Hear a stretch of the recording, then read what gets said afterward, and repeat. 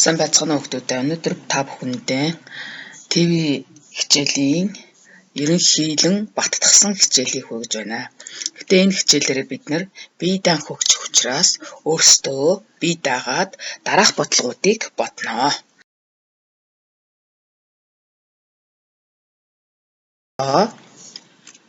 Бодлого 1 гэж бичиж байгаад үйлдэлээ бодлогоо сайтар уншаад тэгээд бодорой хүүхдүүдээ.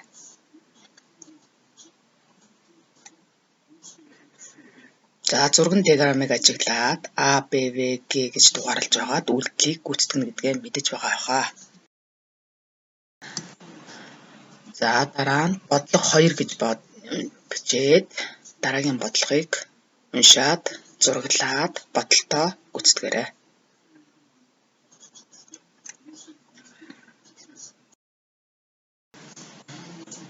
За бодлого 3 дээр үйлдэлийг гүйцэтгэрэй.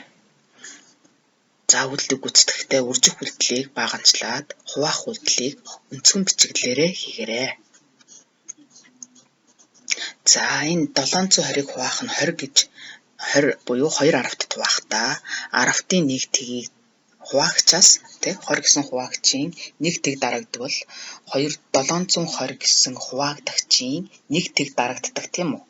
За тэгвэл үндсэндээ бид 72-ыг 2 хуваана гэсэн үг шүү. Тэгэхээр тэгээд дарж бодорой хүүхдүүдээ. За бодлого 4.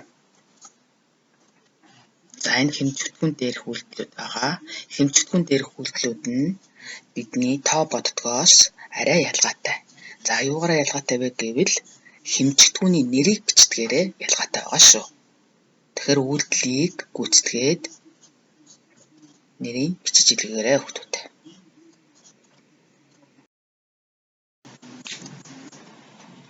За бодлого 5 дээр орхигдсон тоог олоорой. Өөрөөр хэлбэл бид тэгшдэглийг бодож илгээнэ.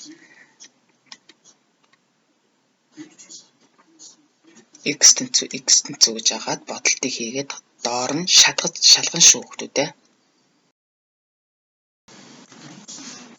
За бодлого 6 дээр илэрхийллийн утгыг олоорой гэсэн бодлогыг бодож илгээнэ. Бодохдоо үйлдэлийн дарааллыг тавиад бодоорой.